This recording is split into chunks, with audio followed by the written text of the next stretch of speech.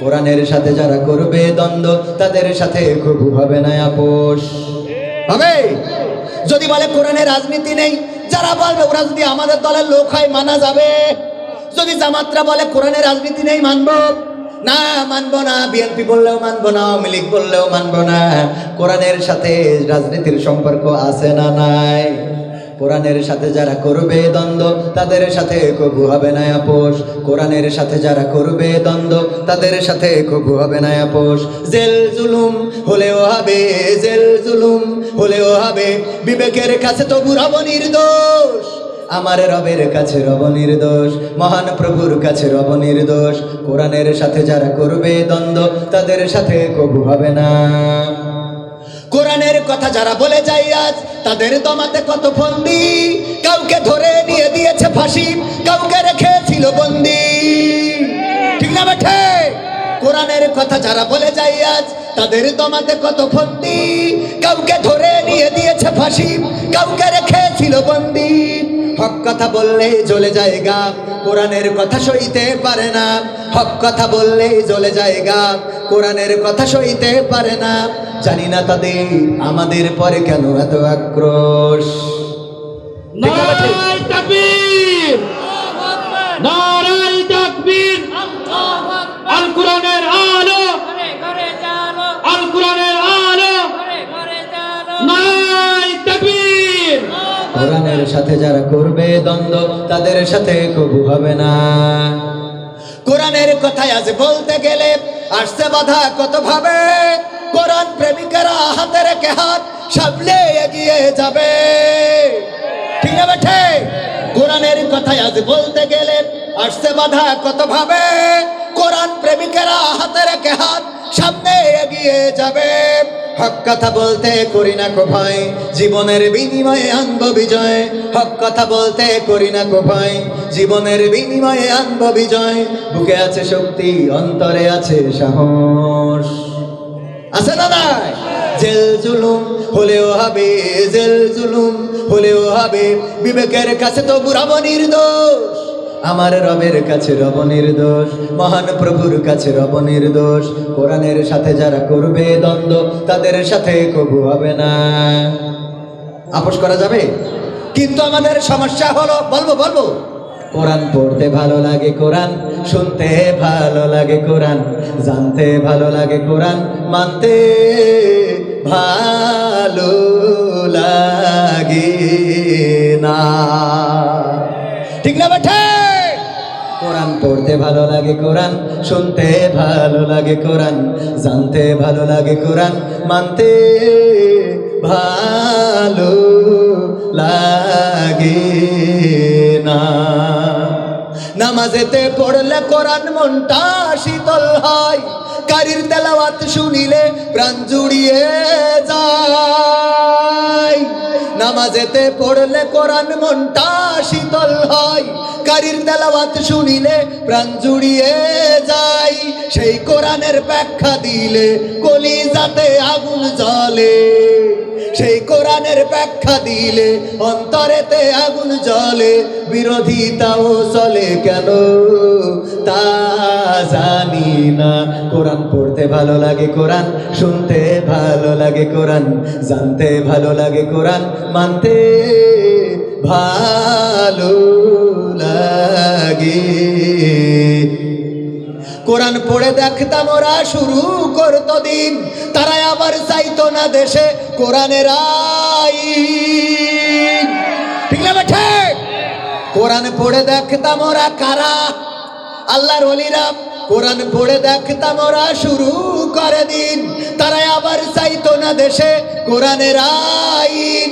এটা যে কেমন নীতি, তাই তো এ দুর্গতি, করছে মোদের ক্ষতি কেন তা বুঝি না। কোরআন পড়তে ভালো লাগে, কোরআন শুনতে ভালো লাগে, কোরআন জানতে ভালো লাগে, কোরআন মানতে ভালো লাগে। কোরআন বুকে চুমু খাওয়ার লোকের নাই অভাব, সেই কোরআনের বিরোধিতা আবু জাহেলের স্বভাব। কোরআন বুকে চুমু খাওয়ার লোকের নাই অভাব, সেই কোরআনের বিরোধিতা আবুল আহাবের স্বভাব। মানবা সুবিধা মতো তাই এই বুকে ক্ষত, মানবা সুবিধা মতো তাই এই বুকে ক্ষত, দেখলে এমন কিছু সইতে পারি না। কোরআন পড়তে ভালো লাগে, কোরআন শুনতে ভালো লাগে, কোরআন জানতে ভালো লাগে, কোরআন মানতে ভালো লাগে। এমন আল্লাহর ওলি আছে না নাই যারা কোরআন পড়তো, সকালবেলা কোরআন পড়ে দিনের শুরু করত, আগে যাই নামাজ খুঁজত, তারপরে নামাজ আদায় করত, তারপরে কোরআন পড়ত, তারপরে দিনের শুরু করত। এমন আল্লাহর ওলি পরহেজগার বান্দা, তাদেরকেও এই দেশের মানুষ চিনলো নারী। ঠিক না বেঠে? চিনতে কি পেরেছে? যদি চিনতে পারতো তাহলে কি দাদার দেশে যাওয়া লাগতো? আবার দাদার দেশ অভিযোগ করে আমাদের দেশে নাকি সংখ্যালঘু নির্যাতন হচ্ছে। এই আমেরিকার ওই যে গোয়েন্দা প্রধান এসেছে, তার দিয়ে বলা হয়েছে যে বাংলাদেশে সে আতঙ্কিত যে বাংলাদেশে সংখ্যালঘু নির্যাতন হচ্ছে, বলেছে না? আমি বললাম এই বাংলাদেশে আমরা একটু রিসার্চ করি, গবেষণা করি, আসেন আমার সাথে আপনারাও গবেষণা করেন। 5 তারিখের পরে আপনার এলাকায় যত হিন্দু আছে, এই হিন্দুদের কোনো মন্দিরে, কোনো বাড়িতে, কোনো জমিতে কি আঘাত করা হয়েছে? কোনো হিন্দুর কি দেশ ছাড়া লেগেছে? না, লাগে নাই। প্রথমে দেশ ছাড়তি হয়েছে 1 নম্বর আল্লাহর ওলি যিনি এই বাংলাদেশে, যিনি ওলিয়া উলিয়ার পর্যায়ে পৌঁছে গেছিলেন, জনাব যার পরিবার এসেছিল ইসলাম প্রচারের জন্য। বঙ্গবন্ধুর সুযোগ্য কন্যা 560টি মসজিদ বানাইছে আল্লাহর ওলি শেখ হাসিনা হাফিজাউল্লাহ। ঠিক না বেঠে? এর মতো আল্লাহর ওলি একজনও আছে। তাহলে প্রথম দেশ ছেড়েছে আল্লাহর ওলি, সে মুসলমান না হিন্দু? সংখ্যাগরিষ্ঠ না সংখ্যালঘু? সংখ্যাগরিষ্ঠ। 2 নম্বর আল্লাহর ওলি হযরত মাওলানা শামীম উসমান রাহিমাহুল্লাহ। ঠিক না বেঠে? এমন কোন রাত নাই 80 রাকাত 90 রাকাত তাহাজ্জুদের নামাজ না পড়ি ঘুমায়, যা আমি আমার সারা জীবনে নেই। আপনি পড়িছেন? এমন কোন রাত নাই, আর আমরা মাসেও পড়িনি। কথা কয় তাহলে ওর মতো পরহেজগার কি আর আছে? এই আল্লাহর ওলি সংখ্যালঘু না সংখ্যাগরিষ্ঠ? 3 নম্বর আউলিয়া জনাব দরবেশ হাফিজাহুল্লাহ সালমান এফ রহমান। দাড়ি এত বড় দেখলি মনে হয় শহীদ মতিউর রহমান নিজামী মনে হয় আবার ফিরে এসেছে। কথা কয় না? এত বড় দাড়ি দেখে মনে হয় জামাতের আমির। এই লোকটার আমরা ধরলাম তো ধরলাম, সে নৌকায় চড়লো, চড়ার পরেও ধরা খাওয়ার পরে এবার বলছে ও আমার দরদি, আগে জানলে তোর ভাঙা নৌকায় চড়তাম না। ঠিক না বেঠে? ভাঙা নৌকায় চড়তাম না, আর এই বিপদে পড়তাম না। ওরে বর্ডারেতে খাইলাম ধরা, বিসিটাও তো পাইলাম না। আগে জানলে তোর ভাঙা নৌকায় চড়তাম না। ঠিক না বেঠে? এই দরবেশ সালমান এফ রহমান দরবেশ বাবা, সে আল্লাহর ওলি। তারও আমরা দেশ ছাড়া করার জন্য সে চলে যাচ্ছিল, ধরে তার রিমান্ডে নিলাম, নির্যাতন করলাম। সে সংখ্যালঘু না সংখ্যাগরিষ্ঠ? কথা কয় না? সংখ্যাগরিষ্ঠ। তারপরে 4 নম্বর আউলিয়া ওবায়দুল কাদের হাফিজাহুল্লাহ। খেলা হবে। এই পীর সাহেব সে যে কোথায় গেল, কোন জায়গায় হারালো, তারে খুঁজে পাওয়া যায় না। 4 নম্বর গেল। 5 নম্বর মানিক চিন্তা করলো, এতদিন দাড়ির বিরুদ্ধে টুপির বিরুদ্ধে কথা বলেছি, এখন থেকে সব বাদ, দাড়িও রাখলো, টুপু পড়লো, এমনকি ঘর বাড়ি ছেড়ে দিয়ে বাগানে যেয়ে কলা পাতায় শুয়েছিল। ঠিক আছে? কলা পাতায় শুয়ে রয়েছে। ও ধরিস বিছু খুলি না, বিসি খুললি মেশিনের আর দাম আছে। ঠিক না বেঠে? ওগো আমার ভাইয়েরা, এই আল্লাহর ওলিরা সংখ্যালঘু না সংখ্যাগরিষ্ঠ? কথা কয় না? এইভাবে যদি বলি ইনু, মেনন, দীপুমণি, মমতাজ, কিশোর, রুনা লাইলা, মানে যারা ওই দিকতে নির্যাতিত আছে তারা সব কি, সব সংখ্যাগরিষ্ঠ, সব মুসলমান। আর আমার দাদারা বলে এই দেশে সংখ্যালঘু নির্যাতিত হয়। তাহলে আমার প্রশ্ন হইল, নির্যাতিত হচ্ছে তো ইরা যদি সংখ্যালঘু হয় তাইলে আল্লাহর ওলিগুলো কই? আর ইরা যদি আল্লাহর ওলি হয় তাইলে সংখ্যালঘু কই? কথা কয় না। আমার কথা মানে বোঝেননি? নাসিরউদ্দিন হোজ্জা অনেকদিন পরে 1 কেজি গরুর গোশত কিনেছে, কিনে এনে স্ত্রী বলছে রান্না করো, কইসিয়ে খাবো, ভালো করি সরষের তেল দিয়ে রান্না। স্ত্রী রান্না করি, ও তো মেলা দিন ধরে গরুর গোশত খায় না। আগের সময় নারীরা কি মোটামুটি নারীরা পুরুষরা 1 কেজি গরুর গোশত বসে খাওয়া কোনো ব্যাপার ছিল না। ও কড়াইতে খাতি 1 কেজি গোশত তেজ মারা শেষ। এবার চিন্তা করলো কি করবো, স্বামীর কি জবাব দেবো? মেয়েদের একটু বুদ্ধি বেশি থাকে, ঠিক না বেঠিক? হঠাৎ দেখা যাচ্ছে বল্টুর সাথে কথা হয়েছে, বল্টু ভাই তোমাকে না দেখলে আমার ভালো লাগে না, একটু ভিডিও কল দাও তো। আচ্ছা এমনি নেই, ঠিক আছে তাহলে কথা বলো। হঠাৎ যদি স্বামী এসে বলে কার সাথে কথা, এ ভাই তুই এসে বেড়াই দেশ নে ভাই, তোর কতদিন দেখিনি ভাই, তোর কথা খুব মনে পড়ে। আরে ছোটবেলায় একসাথে কত মালাঠুলি খেলতাম।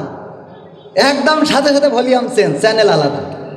কথা কয় না। বিটিভিতে ছিল, সাথে সাথে স্টার জলসা, অথবা স্টার জলসায় ছিল, সাথে সাথে বিটিভি। কথা কয় না।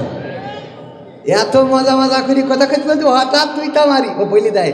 আর ও বলে পরে আবার ফোন দিয়ে কয় বুঝতে পারিলি? কয় হ্যাঁ বুঝলাম যে ও বাড়ি চলে এসেছে। ওরে হুজুর সব জানে। আগলে এমনি কি অ্যাক্সিডেন্ট করেছি? ওটা গবেষণা করতে পড়ে গেছ খাইকে। আল্লাহ মাফ করুন, বলে না আমি। ওগো আমার ভাইয়েরা, তাইলে নাসিরউদ্দিন হোজ্জা কি কিনে এনেছে? গোশ রান্না করো, কইসে খাবো, গেছে গোসল করার জন্য। গোসল করে সেই স্ত্রীকে বলতেছে, স্ত্রী নিয়ে আসো গোশত কোথায়? স্ত্রী তো খাইতে খাইতে সব শেষ। চিন্তা করলো স্বামীরে কি বুঝ দেব, কি সান্ত্বনা দেব। বাড়ি ছিল একটা বিড়াল, রান্নাঘরের চুলার পাশে শুয়েছিল। ওইটারে ধরে গলায় দড়ি দিয়ে টানতে নিয়ে বলছে, তোমার কদিন করে বললাম যে এইটা বেনাপোল ফেলাই দিয়ে আসো। বলছে কেন? কয় যে 1 কেজি গোশত তুমি কিনে চাও, কত কষ্টের টাকার গোশ। আর এই বিড়ালটা সব। স্ত্রী সত্যি কি হ্যাঁ তুমি আমার বিশ্বাস করো না? আমি বলে এই সংসার করবো না, আব্বার কাছে ফোন দেবো, আব্বা আমার নিয়ে যাও। ওরে বাবা, ওর সাথে সাথে আব্বা নিয়ে যাও। অপরাধ করবে আবার গলা উপরের লেভেলে থাকবে, মানে ওদের কাছে যায়। আমি আর কব না, মনের দুঃখের কথা, থাকে ক্যামেরায় ভিডিও আসছে। তো এখন এই যে অবস্থা, ইফতারি কিনে নিয়ে আসছি তো না পেলেও পাচ্ছি না। ইফতারি কিনে নিয়ে আসছি, চুলায় লবণ বেশি হয়ে গেছে। আমি ইফতার করে বাড়ি ফিরেছি, বলছে ও চুলা খাওয়া যায়। তাই আমি বলছি কেন? বলছে যে এই দেখো লবণ কেমন হয়ে গেছে। তাই আমি বলছি দোকান থেকে কিনে আনলাম, আমি রোজা, তা ওখানে কি খেয়ে সেন করে নিয়ে আসবো? কথা কয় না। এখন বোর ঠিক রাখার জন্য রোজা ভেঙে আগে চুলা চেক করতে হবে, তা না হলে আমার মতো হুজুরের ইমান আমল ঠিক থাকবে না। কারণ রোজা থেকে এখন যদি বলি যে আমি চুলা লবণ গিয়ে, তাও ঝাড়ি মারতেছি, কুশন দিই, তাহলে আবার ঝামেলা না। হুজুরকে তো ধৈর্য ধরতে হবে। তো তার জন্য কী কথা দেন, কি লিখে দেন তিনি? হুজুর 12টা, হ্যাঁ এই তো শেষ, আর 2 মিনিট আছে। তো 2 মিনিটের মধ্যে বলছি। তাহলে কি দাঁড়াইলো? নাসিরউদ্দিন হোজ্জার কাছে কি এনে দেছে? বিড়াল। এইনি বলছে যে এই বিড়ালে সব খেয়ে ফেলেছে। নাসিরউদ্দিন হোজ্জা বলছে সত্যিই কি খেয়েছে? বলছে বিশ্বাস হচ্ছে না তোমার? বলছে না বিশ্বাস তো হয়।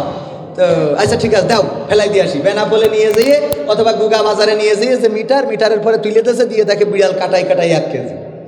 কয় কেজি? আবার ওই বিড়াল বাড়ি এনেছে। এই স্ত্রীর বলছে সত্যিই কি বিড়ালে গোশত খেয়েছে? তুমি এখনো অবিশ্বাস করতে চাও? আমি রোজা রেখে মিথ্যে কথা বলছি? হ্যাঁ গালাগালি আছে না? নাই বলছে যে না স্ত্রী তুমি মিথ্যা বলো না, আমি জানি, কিন্তু আমার একটা দুঃখ, আমার একটা কষ্ট।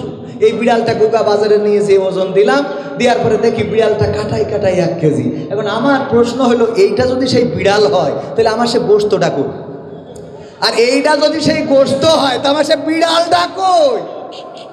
কথা বোঝেননি? তা নির্যাতিত হচ্ছে এই দেশে শেখ হাসিনা, বঙ্গবন্ধু শেখ মুজিবুর নেই, এই ওবায়দুল কাদের, সালমান এফ রহমান, তারপরে কিনা হানিফ, তারপরে ইনু, মেনন, দীপুমণি, সালমান এফ রহমান, শাহজাহান চৌধুরী, তারপরে আরো কিনা ব্যারিস্টার সুমন, আরাফাত, এইগুলো সব নুনুকাটা মুসলমান। দাদারা কয় হিন্দু নির্যাতিত হচ্ছে। আমার প্রশ্ন হলো, ইরা বিড়াল হলি গোশত কই, আর ইরা গোশত হলি বিড়াল কই? মানে ইরা যদি মুসলমান হয় সংখ্যালঘু কই, আর ইরা যদি সংখ্যালঘু হয় তাহলে এতদিন ধরে জাগের আল্লাহওয়ালা পীর সাহেব মানেছি তারা কই? আর 5টা মিনিট নেই। এমপিরা সব কোথায় গেল?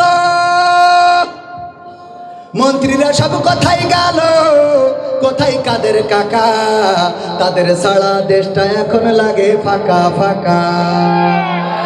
পালাবো না, পালাবো না, প্রয়োজন হলে ফখরুলের বাসায় গিয়ে ঠাকুরগাঁওয়ে বাসা আছে না, ঠিক না বেঠে? পালাবে না, পালাবে না, যাই না তবু দেখা, পালাবে না, পালাবে না, যাই না তবু দেখা। তাদের সারা দেশটা এখন লাগে ফাঁকা ফাঁকা, ওদের সারা দেশটা এখন লাগে ফাঁকা ফাঁকা। আইন মন্ত্রী আটকে গেল আইনেরই ফাঁকে, দাড়ি ছাড়া দরবেশের ভণ্ড ভণ্ড লাগে। আইন মন্ত্রী আটকে গেল আইনেরই ফাঁকে, দাড়ি ছাড়া দরবেশের ভণ্ড ভণ্ড লাগে। শুনছি কত নেতা নেত্রী খাইতেছে ভাই ডান্ডা, বিচারপতি কালামানিকের ফাটিয়েছে আন্ডা। পলকেরও ঝলক গেল, পলকেরও ঝলক গেল থামিয়ে নেটের চাকা। তাদের সারা দেশটা এখন লাগে ফাঁকা ফাঁকা, ওদের সারা দেশটা এখন লাগে ফাঁকা ফাঁকা। কই গেল সেই সংসদেতে মমতাজের গান, কোথায় গেল হজরত বলা স্বামী মোসাওয়ার। কই গেল সেই সংসদেতে মমতাজের গান, কোথায় গেল হজরত বলা স্বামী ওসমান। ইনু মেনন্দি পুমনি আছে কারাগারে, বাপ করিলেও পাপ কখনো ছাড়ে কি আর তারে। কোথায় গেল স্পিকারের, কোথায় গেল স্পিকারের দৃষ্টি আঁকা বাঁকা। তাদের সারা দেশটা এখন লাগে ফাঁকা ফাঁকা, ওদের সারা দেশটা এখন লাগে ফাঁকা ফাঁকা। কোথায় গেল আরাফাত আর ব্যারিস্টার সুমন, কথা বলার সময় তারা করেনি ওজন। মুরগি কবির খাইছে ধরা, জাফর কোথায় আছে, গোপনে কি সেও গেল মোদি দাদুর কাছে। কোথায় গেল সালামের, কোথায় গেল সালামের কাড়ি কাড়ি টাকা। তাদের সারা দেশটা এখন লাগে ফাঁকা, ঠিক না? সম্মানিত ভাইয়েরা আমার, যারা ইসলামের বিরুদ্ধে অবস্থান নিয়েছিল, যারা চেয়েছিল, আল্লাহ রাব্বুল আলামিন বলেছেন ইউরিদুনা লিউতফিউ নূরাল্লাহি বিআফওয়াহিহিম আল্লাহু মুতিম্মু নূরিহি ওয়ালাউ কারিহাল কাফিরুন। ওরা চায় মুখের ফুৎকার দিয়ে দিনের আলোকে, ইসলামের আলোকে নির্বাপিত করে দেবে, আমি আল্লাহ আমার দিনের আলোকে প্রজ্বলিত করে রাখবো। ওরা চেয়েছিল এই দেশ থেকে ইসলামকে মিটিয়ে দিতে, ইসলামী মূল্যবোধকে মিটিয়ে দিতে, মসজিদ মাদ্রাসাকে এই দেশ থেকে, এই দেশে মসজিদ মাদ্রাসা যেন ভালোভাবে মানুষ ইবাদত করতে না পারে, মাদ্রাসায় যেন কোরআনের খাদেম হতে না পারে, তার জন্য যত রকম ষড়যন্ত্র করা যায় সব রকম করেছিল। বলেন ঠিক কিনা? ষড়যন্ত্র কি টিকেছে? মসজিদ আছে, মাদ্রাসা আছে, আলেম আছে, ওলামা আছে, মামুনুল হক আছে, আমির হামজা আছে, কিন্তু যাদেরকে তারা নিঃশেষ করে দিতে চেয়েছিল তারা এই বাংলাদেশে নাই। বলেন ঠিক কিনা? এখনো যারা ইসলাম নিয়ে ষড়যন্ত্র করছে তাদেরকে স্পষ্ট করে দিতে চায়, অধ্যত্তকারীদের অবস্থান বাংলাদেশে হবে না। এই বাংলাদেশ রক্ত দিয়ে এনেছি, জীবন দিয়ে এনেছি, রক্ত দিয়ে এই দেশের স্বাধীনতা সার্বভৌমত্ব রাখবো। যারা মনে করে এই দেশের স্বাধীনতাকে বিপন্ন করবে, আল্লাহর কসম করে বলি তাদের স্বপ্ন পূরণ হবে না। এখন বাংলাদেশের মানুষ সিদ্ধান্ত নিয়েছে, সব দল দেখা শেষ, দাড়ি টুপির বাংলাদেশ, ঠিক না বেঠে? সব দল দেখা শেষ, সবাই বলেন সব দল দেখা শেষ, সব দল দেখা শেষ। এই কথা বললে যদি কেউ মনে করেন জামাতের কথা বলেছি, চরমনের কথা বলেছি, না, আমি বলবো যারা এই কোরআনের পক্ষে বলবে তারা যদি বিএনপির হয় আমরা তাদের লোক, তারা যদি আওয়ামী লীগের হয় আমরা তাদের লোক, তারা জাসদের বাসদের যদি হয় কোরআনের পক্ষে থাকলে আমরা তাদের লোক। কিন্তু জামাতে ইসলাম যদি কোরআনের বিপক্ষে দাঁড়িয়ে যায়, আল্লাহর কসম করে বলি এই জামাতের বিরুদ্ধে আমাদের আন্দোলন, ঠিক না ঠিক? সুতরাং ভুল বুঝার কোনো সুযোগ নেই। কোরআন আছে যেখানে, আমরা আছি সেখানে। আমরা আমাদের সব দেখেছি ইতিপূর্বে এই দেশে ইসলামের জন্য, দেশের জন্য, কোরআনের জন্য রক্ত দিয়েছে মুসলমানেরা, মাদ্রাসার ছাত্ররা, আলেম ওলামারা, মসজিদের ইমামেরা, খতিবেরা, ইসলামী আন্দোলনের নেতা কর্মীরা। কোনো রাম বাম রক্ত দেয় নাই। সুতরাং এই দেশে রাম বামের পরিকল্পনা সফল হবে না। নারায়ে তাকবীর, আল কোরআনের আলো, আল হাদিসের আলো, ইসলামের শত্রুরা নারায়ে তাকবীর। আগামীর দিন আসছে বড় ক্রিটিক্যাল দিন। ষড়যন্ত্র চলছে, ছিনতাই লীগ, ডাকাত লীগ, ধর্ষণ লীগ, শ্রমিক লীগ, রিক্সাওয়ালা লীগ, আনসার লীগ, এক একটা নামে যে দাঁড়াচ্ছে রাজপথে। ইবতেদায়ীর শিক্ষক বহু বছর ধরে চাকরি করে, প্রতিষ্ঠানের নাম জানে না, দেখেছেন কিনা? সুতরাং ষড়যন্ত্রকে যদি মোকাবেলা করতে হয় তাহলে অবশ্যই সোচ্চার থাকতে হবে। যদি আইন প্রশাসনের লোক সুনির্দিষ্ট কোনো পদক্ষেপ গ্রহণ না করে, জনগণ লাঠির মাথায় আইন তুলে নিতে হবে। ডাকাত কয়টা পায়ে দড়ি ভেঙে উল্টা টানানোতে ডাকাত কমেছে না কমে নাই? ধর্ষণকারী পাবেন, উল্টা টানাবেন, পৃথিবী থেকে বিদায় করে দেবেন। আইনের কাজ যদি আইন না করে জনগণ করে দেবে, ঠিক না বেঠে? আইনের কাজ আইন না করলে জনগণ করে দেবে। স্পষ্ট করে বলে দিতে চায়, আগামীর দিনে বাংলাদেশে ষড়যন্ত্র করে পার পাওয়া যাবে না। 1400 ছাত্র, 14,000, 15,000 ছাত্র যদি জীবন দিতে পারে তাহলে বাংলাদেশের লাখো মুসলিমও জীবন দিতে। সুতরাং দিনের ডাক যদি আসে, কোরআনের ডাক যদি আসে, আল্লাহর পথে জান মাল দিয়ে যদি সংগ্রাম করতে বলে, রাজপথে যদি নামতে বলে, বুকের রক্ত যদি ঢালতে হয়, সেই রক্তের সাগরে সাঁতার কেটে কেটে একটি রক্তাক্ত বিপ্লবী কালেমার পতাকা, কোরআনের পতাকা বাংলার জমিনে উড়াতে রাজি কারা কারা দেখতে চায়? নারায়ে তাকবীর, নারায়ে তাকবীর, আল কোরআনের আলো, সংসদে আলো, আল কোরআনের আলো, সংসদে আলো, নারায়ে তাকবীর। শেষ কথা হলো, আমরা ইংরেজদের শাসন দেখেছি, আমরা পাকিস্তানিদের শাসন দেখেছি, এবং স্বাধীন বাংলা হওয়ার পরে এই 53 বছর আমাদেরকে ললিপপ ঝুলানো হয়েছে। কেউ বলেছে নতুন বাংলাদেশ গড়া হবে, কেউ বলেছে সোনার বাংলাদেশ গড়া হবে, কেউ বলেছে সবুজ বাংলাদেশ গড়া হবে, কেউ বলেছে স্মার্ট বাংলাদেশ গড়া হবে, কেউ বলেছে ডিজিটাল বাংলাদেশ গড়া হবে। আর স্মার্ট বাংলাদেশ গড়তে যেয়ে স্টেজ পর্যন্ত ভেঙে ফেলেছে, বলেন ঠিক কিনা? আমরা আর নতুন বাংলা দেখতে চাই না, সবুজ বাংলা দেখতে চাই না, সোনার বাংলা দেখতে চাই না, আমরা ডিজিটাল বাংলা দেখতে চাই না, স্মার্ট বাংলা দেখতে চাই না। আমাদের এখন সিদ্ধান্ত হলো আগামীতে কোরআনের বাংলা দেখতে চাই, আগামীতে আল্লাহর বাংলা দেখতে চাই, আগামীতে দ্বীনের বাংলা দেখতে চাই, আগামীতে দাড়ি টুপিদের বাংলা দেখতে চাই। আমরা স্বাধীন বাংলা, সোনার বাংলা, রূপালী বাংলাতে শান্তি পাই নাই, কোরআনের বাংলা দিয়ে দেখবো শান্তি আসে কি আসে না। আল্লাহ আমাদের সেই তৌফিক দান করুন, বলেন আমিন। আসসালামু আলাইকুম ওয়া রাহমাতুল্লাহ।